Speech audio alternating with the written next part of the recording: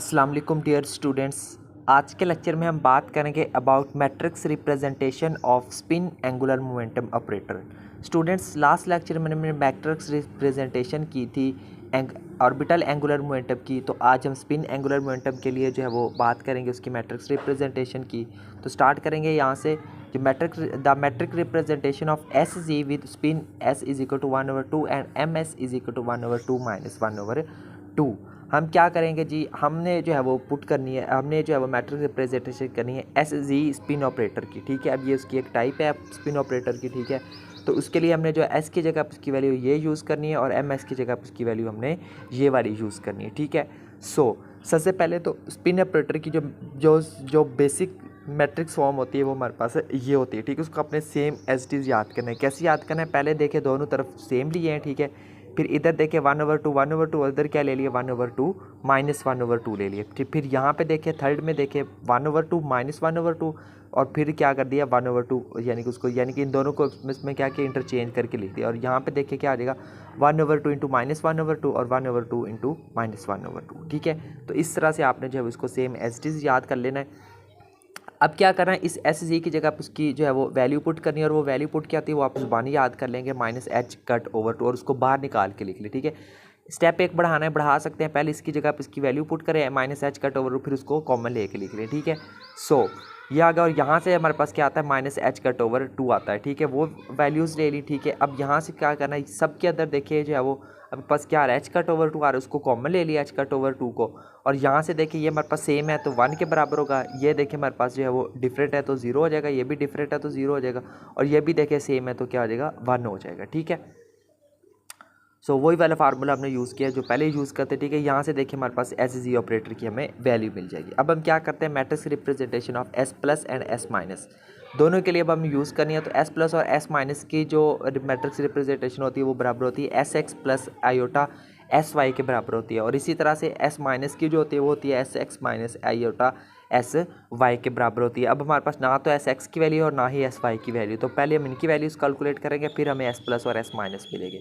इनको हम equation number 1 और 2 का नाम दे देते हैं। ठीक है, अब हम क्या करते हैं, the adjoint of equation 1 and 2। अब इन दोनों के इक्वेशंस के जो एडजॉइंट है वो हमारे पास किसके बराबर होगा, एस एक्स हमारे पास बराबर होगा इस टर्म के और जो हमारे पास। ठीक है, और सब्ट्रैक्टिंग फ्रॉम इक्वेशन 1 एंड 2 को 1 2 को माइनस करें तो हमारे पास उनके इन दोनों इक्वेशंस का जो सम है ना उससे हमें मिलेगा ये वाला फार्मूला। ठीक है, पहले हमने दोनों इक्वेशंस को ऐड करना है तो हमें एस एक्स की वैल्यू मिलेगी वहाँ से। फिर हम क्या करेंगे, इन दोनों इक्वेशंस को हम आपस में माइनस करेंगे तो हमें एस वाई की वैल्यू मिलेगी। ठीक है, यहाँ पे ये आ जाएगा हमारे पास। ठीक है, तो उसके बाद जो है वो ये वाली इक्वेशन हम यूज़ करेंगे, यानी कि एस प्लस फाइंड करने के और एस माइनस फाइंड करने के जो फार्मूला होता है ना स्पिन ऑपरेटर का वो ये होता है। ठीक है, इसमें इस फार्मूले में हमने वैल्यूज़ पुट करनी है।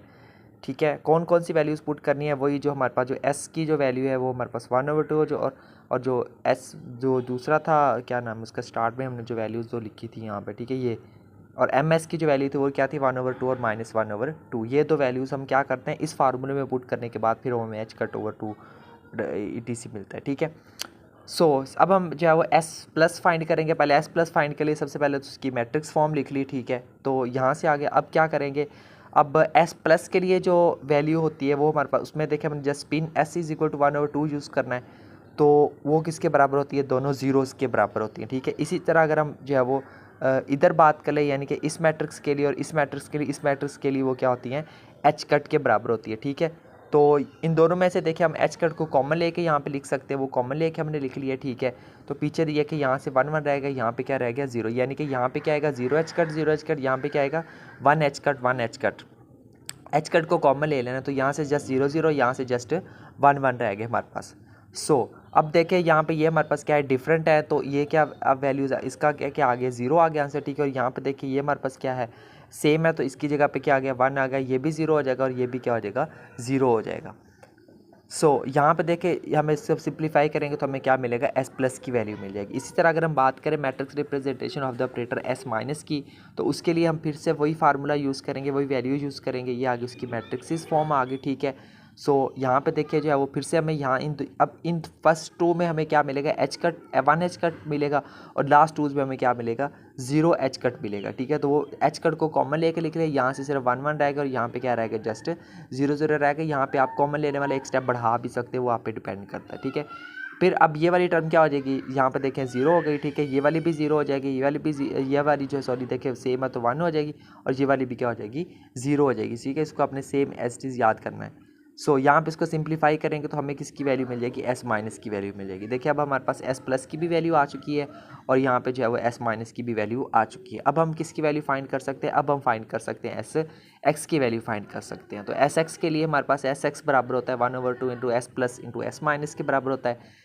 एस प्लस की वैल्यू आ गई है, हमारे पास एस माइनस की वैल्यू आ गई, दोनों को आपस में प्लस किया, सिंप्लीफाई किया तो वहाँ से हमें किसकी वैल्यू मिल गई, एस एक्स की वैल्यू मिल गई। सेम एज इट इज़ हम एस वाई की वैल्यू फाइंड कर सकते हैं। ठीक है, तो एस वाई की वैल्यू फाइंड करने के लिए हम क्या करेंगे, ये फार्मूला यूज़ करेंगे।